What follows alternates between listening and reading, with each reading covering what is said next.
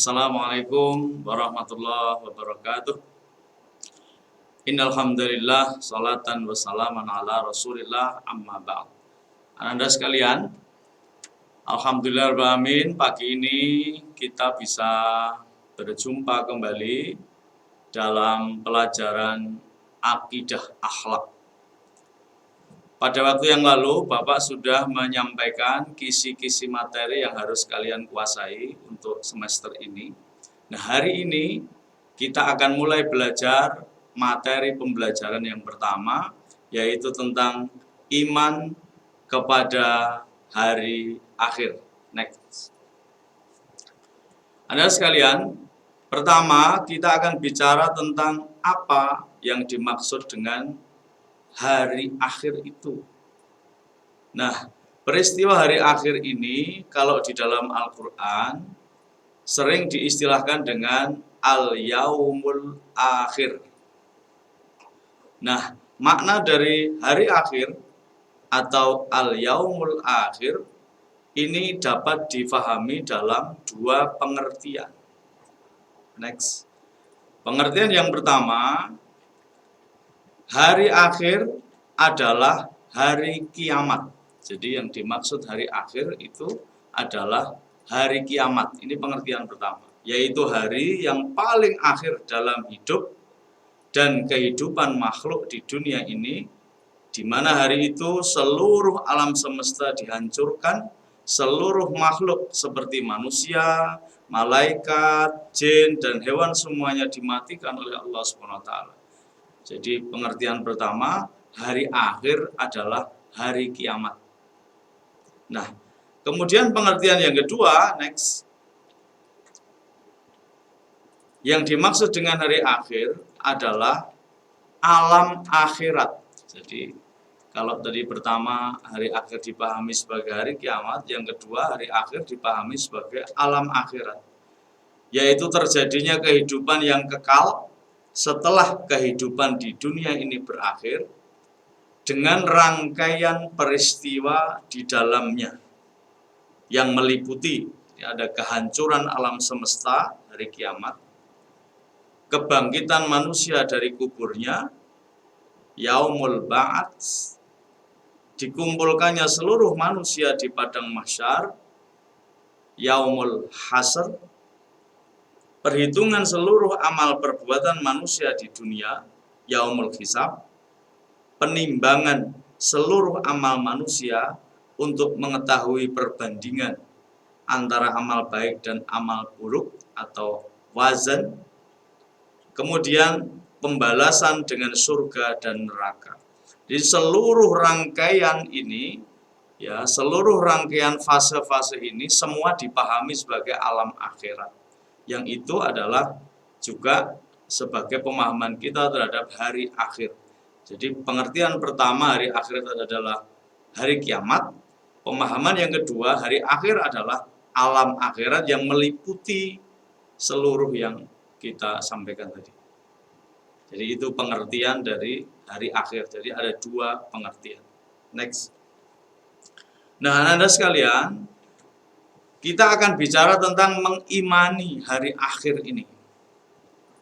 Percaya atau iman kepada hari akhir adalah salah satu sendi akidah Islam yang mendasar.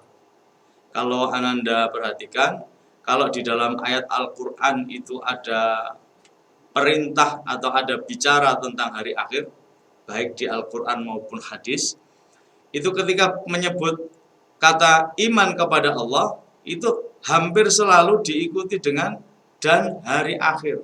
Amanu billah wal yaumil akhir.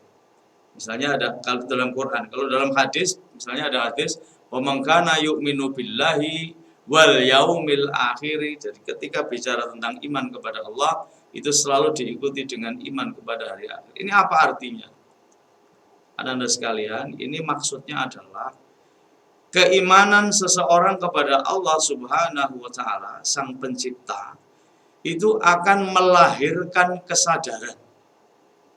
Kesadaran tentang apa? Tentang tujuan akhir dari kehidupan manusia, yaitu alam akhirat. Sehingga ketika seseorang sadar betul akan tujuan akhirnya, maka hidupnya akan tidak semaunya sendiri, tetapi akan terarah, akan berhati-hati, karena dia merasa betul bahwa dia menuju pada sebuah tujuan yang jelas, yaitu alam akhirat. Itu makanya setiap kali ada perintah untuk beriman kepada Allah selalu diikuti dengan iman kepada hari akhir. Itu tentang mengimani hari akhir. Next. Nah, kita akan bicara sekarang pengertian hari akhir yang pertama, yaitu hari kiamat. Jadi kita akan bahas tentang hari kiamat sekarang. Anda sekalian, hari kiamat itu, yaitu hancurnya alam seisinya termasuk seluruh makhluk tadi, itu adalah kepastian yang akan terjadi. Jadi walaupun banyak orang atau ada orang yang nggak percaya, tetap saja terjadi karena ini adalah ketentuan Allah Subhanahu wa Ta'ala. Kapan kiamat terjadi? Nah, itu dirahasiakan waktunya oleh Allah Subhanahu wa Ta'ala. Allah berfirman dalam surat Toha ayat 15 seperti yang Bapak tampilkan itu. A'udzubillahi minasyaitonirrajim. Innas sa'ata atiyatun akadu ukhfiha litujza kullu nafsim bima tas'a. Sungguh hari kiamat itu akan datang. Aku Allah merahasiakan, maksudnya merahasiakan waktunya. Supaya apa? Litujza kullu nafsim bima tas'a, agar setiap orang dibalas sesuai dengan apa yang telah dia usahakan. Kalau waktunya diberitahu, tentu orang akan menyiapkan diri untuk itu. Tapi ketika waktunya tidak diberitahu, maka orang akan dibalas sesuai dengan amal yang sesungguhnya yang dia lakukan. Ini tentang kepastian adanya hari kiamat. Next. Nah, karena tidak ada kapan terjadinya, tapi Rasulullah Shallallahu Alaihi Wasallam memberikan tanda-tanda. Jadi ada tanda-tanda ketika akan datang hari kiamat itu. Ada tanda-tanda kecil, ada tanda-tanda besar. Di dalam hadis, nanti insya Allah Bapak akan kirimkan ringkasan materinya. Jadi karena kita di pembelajaran daring tentu tidak bisa sampai rinci. Tapi nanti insya Allah saya siapkan resumnya, termasuk hadis-hadisnya nanti Bapak tulis, kita kirimkan ke Anda sekalian. Jadi tanda-tanda kecil tentang datangnya hari kiamat ini ada beberapa, di antaranya ada 7 hal yang disebutkan dalam hadis Rasulullah Shallallahu Alaihi Wasallam. Tanda-tanda kecil itu artinya sudah mulai mendekati hari kiamat. Kalau tanda-tanda besar, segera akan datang hari kiamat. Nah, ini kita bahas tanda-tanda kecil. Yang pertama adalah budak wanita yang melahirkan tuannya. Ini Bapak pernah baca di beberapa tulisan, maksudnya bisa 2. Yang pertama, karena keadaan sudah sangat rusak moralnya, maka banyak orang yang berbuat zina, termasuk kepada para budaknya, para pembantunya. Nah, walaupun pembantu ini berbeda dengan budak ya, jadi tidak sama. Budak itu ada pada zaman dulu, pada zaman Rasulullah SAW. Sekarang sudah tidak ada. Budak wanita yang melahirkan tuannya itu dipahami karena sudah hancurnya moral, maka banyak orang berzina sehingga yang melahirkan itu budak, tetapi sungguhnya dia adalah anaknya majikannya. Pemahaman pertama. Pemahaman yang kedua, ini adalah makna qiyas, makna majas, bahwa budak wanita melahirkan tuanya artinya banyak anak yang durhaka kepada orang tuanya. Jadi kepada ibunya, tapi dia perilakunya seperti kepada para budaknya. Pemahaman yang kedua seperti itu. Yang kedua, bermegah-megah dalam bangunan, saling berlomba-lomba untuk membangun gedung-gedung tinggi. Kemudian yang ketiga, lenyapnya ilmu pengetahuan dan meluasnya kebodohan. Yang keempat, minuman keras merajalela, perzinahan terjadi secara terang-terangan. Dan yang kelima, terjadi peperangan 2 kelompok besar. Yang keenam, jumlah wanita lebih banyak dari laki-laki. Dan yang ketujuh, waktu terasa menjadi sangat pendek.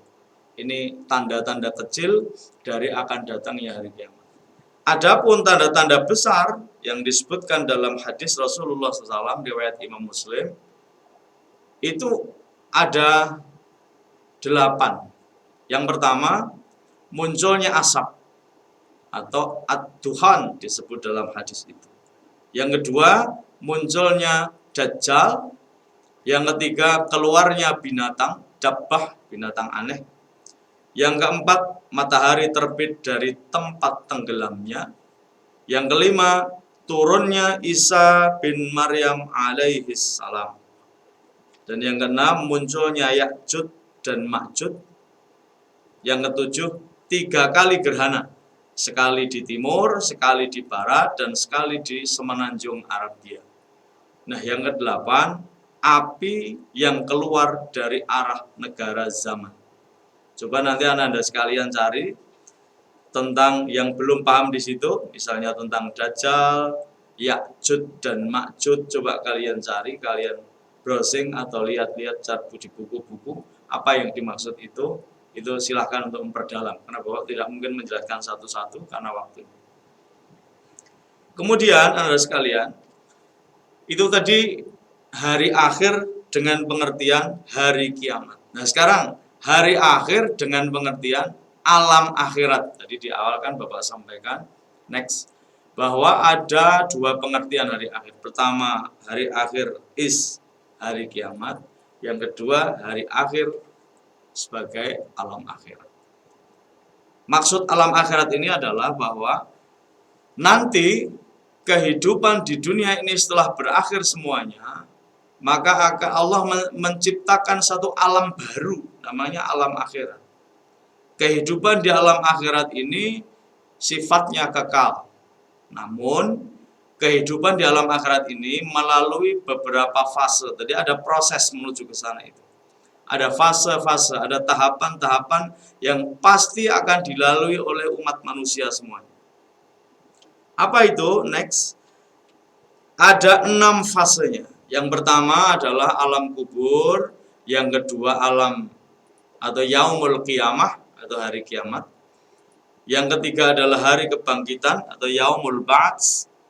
Kemudian yang keempat hari penghimpunan atau yaumul hasyr. Yang kelima hari perhitungan dan penimbangan, yaumul hisab. Kemudian ada hari pembalasan, yaumul jaza. Kita bahas satu-satu. Nah, yang pertama alam kubur. Nah, Anda sekalian, alam kubur di sini bukanlah semata-mata kuburan. Sehingga orang yang tidak sempat dikubur pun dia punya alam kubur. Orang yang badannya hancur berkeping-keping kena bom, tidak diketemukan kemana badannya, dia tetap punya alam kubur. Jadi jangan dipahami bahwa kuburan adalah alam kubur semata. Walaupun ada hubungan antara alam kubur dengan kuburan, Allah saja yang tahu. Alam kubur adalah alam yang dimasuki oleh setiap orang yang telah meninggal dunia, apakah dikubur ataupun tidak, jasadnya utuh ataupun hancur, semua memasuki alam kubur.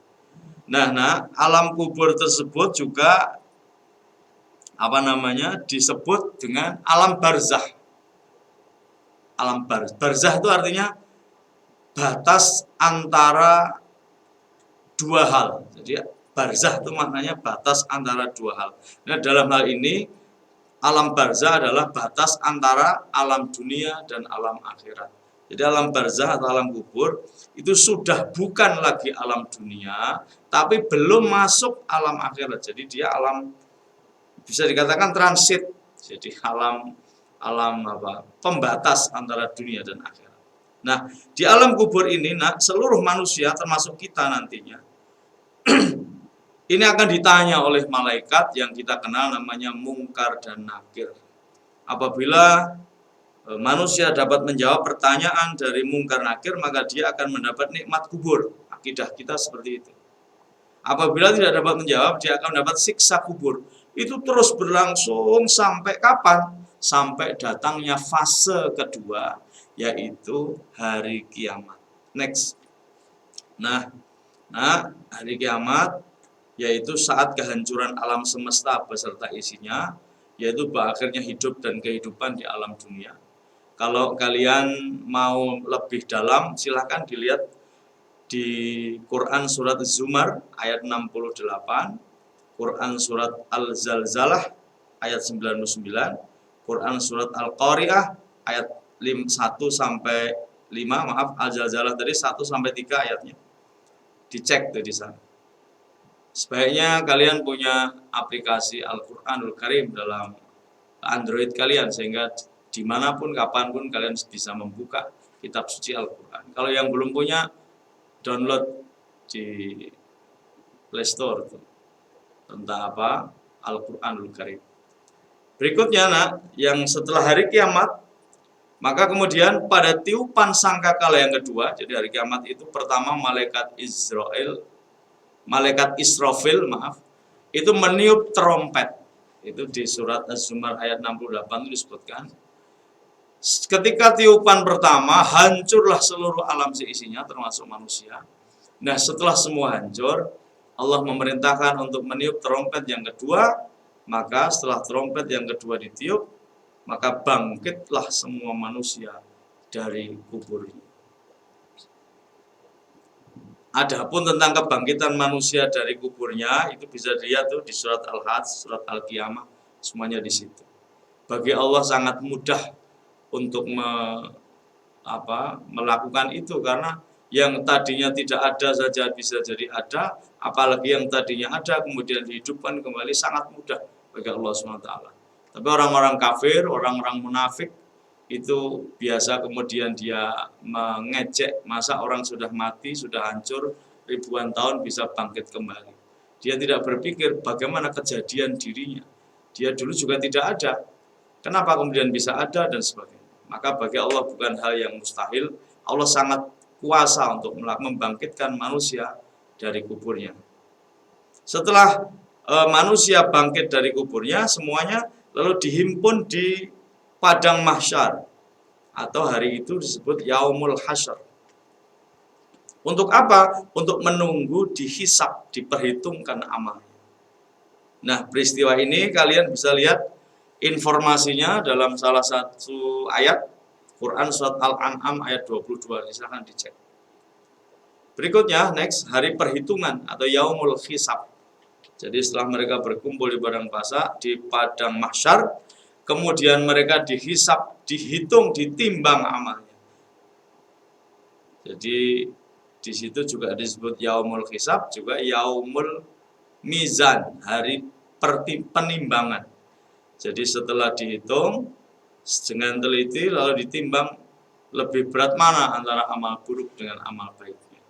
Kalian bisa lihat dalam Quran surat Az-Zalzalah ayat yang ke-7 dan 8. Faman ya'mal mithqala dzarratin khairan yarah wa may ya'mal mithqala dzarratin syarran yarah. Barang siapa melakukan kebaikan mithqala dzarratin, sebesar zarah, sebesar biji sawi. Ini mithqala dzarratin itu hanya ingin mengatakan sangat kecil. Niscaya dia akan melihat, maksudnya melihat balasannya. Fama ya'mal, dan barang siapa yang beramal mithqala dzarratin, sebesar zarah, sangat kecil sekali, beramal keburukan, sarun yarahu, maka dia pun akan melihat balasannya. Jadi saat itu tidak ada yang bisa disembunyikan. Itu disebut dengan Yaumul Hisab. Nah, berikutnya next, setelah ditimbang amal baik dan amal buruknya, maka seorang hamba yang amal baiknya lebih berat dari amal buruknya, dia akan dimasukkan ke dalam surganya Allah Subhanahu wa Ta'ala. Dan hamba yang amal kejelekannya lebih berat dari amal kebaikannya akan dimasukkan ke dalam neraka. Lihat Quran surat Al-Qari'ah ayat 6 sampai 9.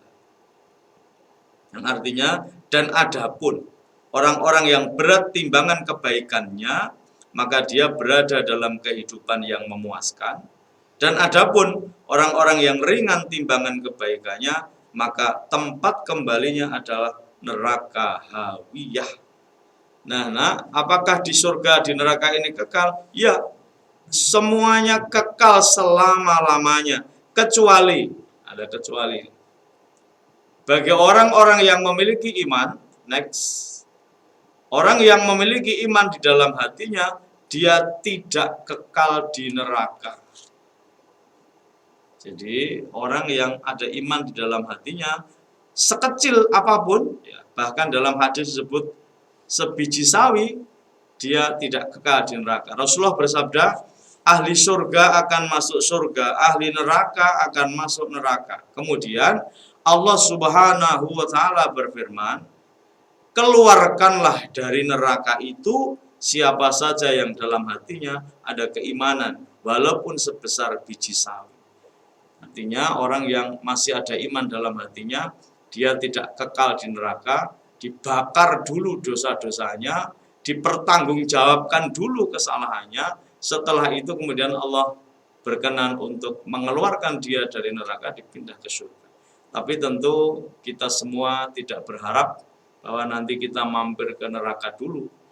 Semoga timbangan amal kita yang baik akan lebih banyak dari amal buruk kita, sehingga tidak perlu mampir ke neraka. Karena sebentar pun di neraka itu sangat-sangat keras siksaannya.